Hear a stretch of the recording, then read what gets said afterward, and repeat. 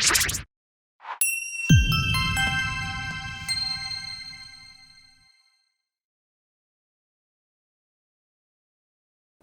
Kuiperian, welcome back to Kuiper Video with me, Dede Amnuddin. Bertemu lagi dengan saya, para Kuiperian. Nah, sekarang kita akan mempelajari materi yang jika kalian mempelajari materi ini, kalian diharapkan memiliki kemampuan-kemampuan, di antaranya kemampuan apa saja? Memahami fungsi yang tersimpan dalam hortatory expositions, dengan memahami language features yang ada di dalam teks hortatory exposition, beserta memahami language features dan beserta memahami ungkapan-ungkapan ataupun expressions of stance and opinion, beserta memahami ungkapan-ungkapan setuju atau tidak setuju terhadap suatu opini ataupun pendapat. Jadi itu diharapkan bisa kalian kuasai setelah kalian mempelajari materi ini. Nah, saya akan menanyakan sesuatu dulu kepada kalian semua. Apakah kalian pernah melihat ataupun membaca pendapat-pendapat seseorang yang ada di dalam koran ataupun yang ada di dalam majalah, baik offline ataupun online? Nah, di sana ada pendapat-pendapat pribadi beserta diiringi oleh rekomendasi ataupun saran. Jika kita ingat jika kita mengingat kembali materi yang sudah kita pelajari sebelumnya mengenai pendapat, kita telah mempelajari teks yang berbentuk analytical exposition, yang di dalamnya pun ada pendapat-pendapat, jadi sama ada pendapat-pendapat. Akan tetapi dia ataupun teks analytical exposition yang sudah kita bahas sebelumnya, di akhirnya ataupun di akhir pendapat-pendapat tersebut terdapat kesimpulan yang menyimpulkan hasil pendapat yang diungkapkan sebelumnya. Nah, yang akan kita bahas sekarang sama, tetap membahas pendapat-pendapat yang ada, tapi ditutup tidak dengan conclusion ataupun kesimpulan. Akan tapi ditutup dengan rekomendasi ataupun saran dari si penulis. Nah, apa yang akan kita bahas? Nah, sekarang kita akan membahas suatu teks yang di dalamnya terdapat pendapat-pendapat dari seseorang ataupun dari penulis, disertai ataupun ditutup nanti dengan saran yang diberikan oleh penulis tersebut yang berkaitan dengan tawuran-tawuran ataupun yang berkaitan tentang tawuran antar siswa. Nah, mungkin istilah tawuran antar siswa sudah tidak asing lagi bagi kalian ya. Di dalam bahasa Inggris disebut dengan student brawls. Nah, itu akan kita bahas sekarang mengenai tawuran-tawuran antar siswa ataupun pendapat-pendapat di dalamnya yang diungkapkan oleh penulis. Nah, sekarang kita masuk ke paragraf pertama. The latest series of student brawls in Jakarta that has claimed to lives has harshly reminded us to revisit and reevaluate our system of character education. Nah, di sana sudah jelas ada student brawls. Nah, mungkin ketika kalian agak ragu ataupun ragu apa sih sinonim dari brawls ini? Nah, ini bisa kalian lihat di sini. Sinonim dari brawls adalah fight. Nah, jadi perkelahian ataupun tawuran lebih spesifiknya ya, tawuran antar siswa. Nah, selanjutnya di sana ada the latest. Nah, the latest itu apa? Recent, yang terkini. Berarti ini adalah berita terkini. Nah, yang membahas tentang tawuran-tawuran antar remaja yang berada ataupun yang terjadi di Jakarta. Nah, sekarang kita masuk ke paragraf yang kedua ya. Nah, believed to have a long history of brawling. Nah, berarti di sini ada sejarah panjang mengenai tawuran siswa di sekolah mana, yaitu students from two senior high school. Jadi di antara dua sekolah yang ada di South Jakarta ataupun di Jakarta Selatan, fought each other after school hours on Monday. Jadi mereka sudah panjang sejarahnya bahwa mereka melakukan tawuran setelah sekolah, seperti itu. Nah, di sini ada brandishing sharp weapons and hurling stones violently. Nah, di sini ada istilah baru, jadi bisa kita lihat di sini. Brandishing itu artinya threatening, yang mengancam ya, bisa membahayakan. Sharp weapons dengan menggunakan apa? Ataupun senjata-senjata yang tajam dan membahayakan di sana yang digunakan untuk tawuran, beserta hurling stones violently. Nah, berarti di sana mereka juga menggunakan batu-batuan ya untuk menggunakan kekerasan tersebut, ending in the death of a student. Yang biasanya di sini diakhiri dengan kematian siswa karena banyak sekali senjata-senjata tajam yang mereka bawa seperti itu ya. Nah, masuk ke paragraf ketiga.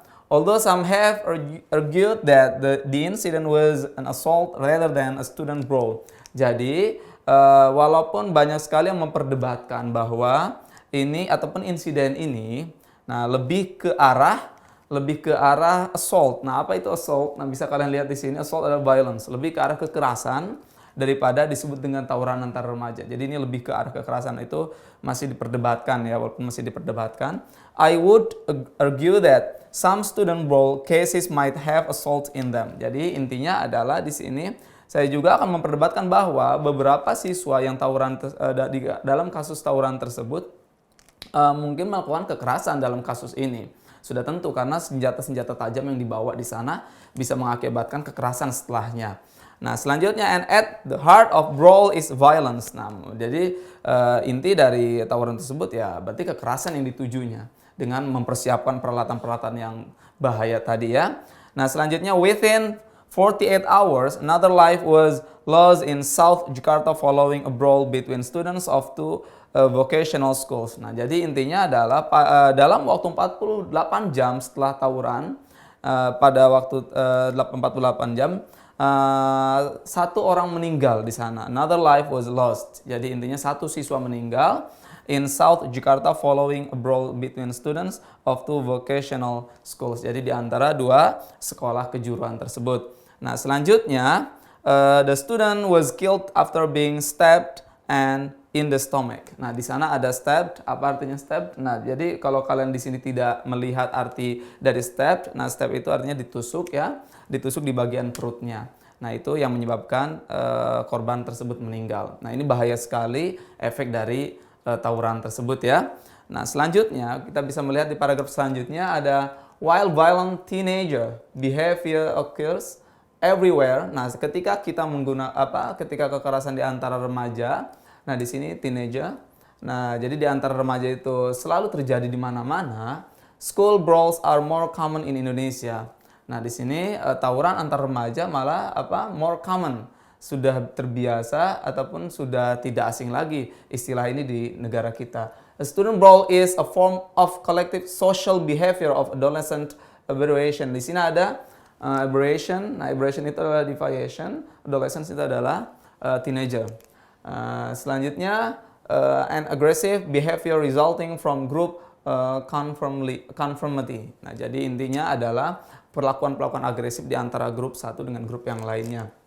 Selanjutnya, usually conflict flares up between two schools and on the battlefield. Nah, di sini ada on the battlefield, intinya di lokasi tawuran tersebut, students are actually wearing their school uniforms. Mereka malah masih menggunakan seragam sekolah mereka ketika mereka bertawuran tersebut, tidak melepas seragamnya. Mungkin menyatakan kebanggaan ya atas sekolahnya masing-masing. Karena tadi kasus di awalnya ini sudah terjadi, sudah lama terjadi antara dua sekolah tersebut. Jadi sudah menjadi budaya di sana ya.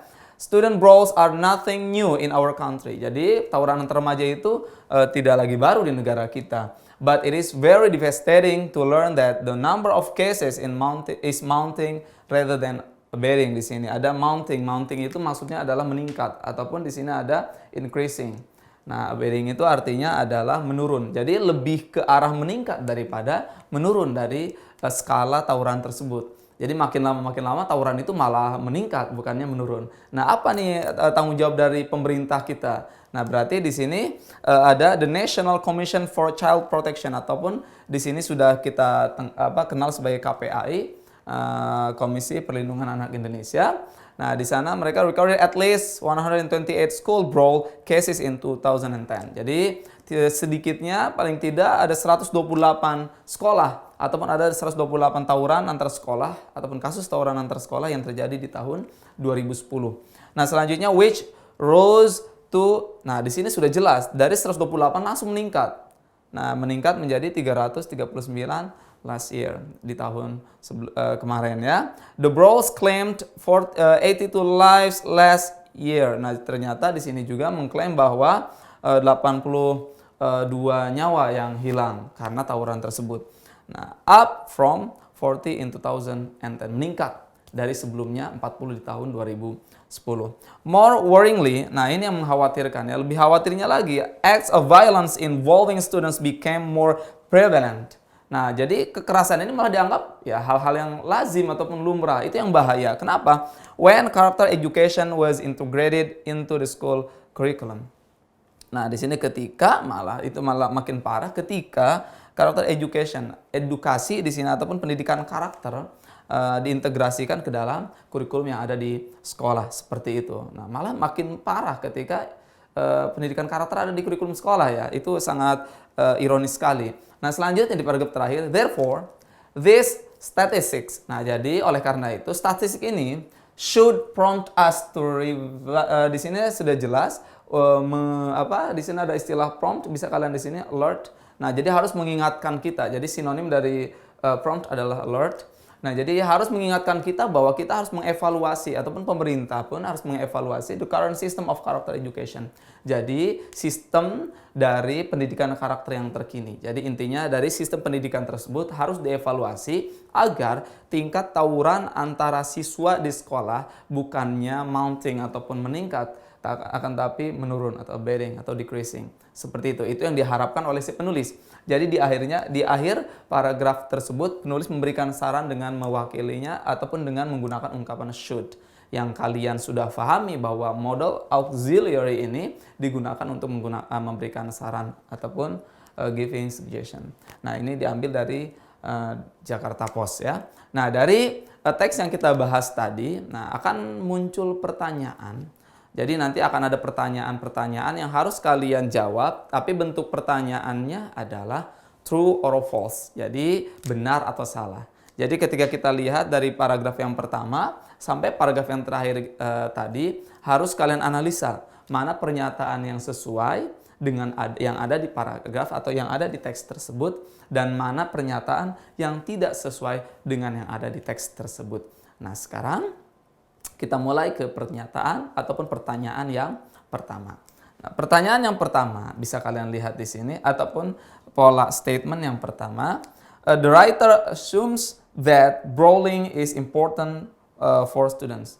Nah, jadi si penulis itu berasumsi bahwa tawuran itu penting sekali untuk siswa. Nah, ini pun ketika kalian membahas tadi dengan saya isi dari teks tersebut sudah jelas, tidak mungkin ya, bahwa tidak mungkin tidak ada pernyataan yang berada ataupun yang ada di dalam teks tersebut yang menyatakan bahwa penulis itu setuju dengan adanya brawling ataupun tawuran. Sudah jelas ini tidak penting.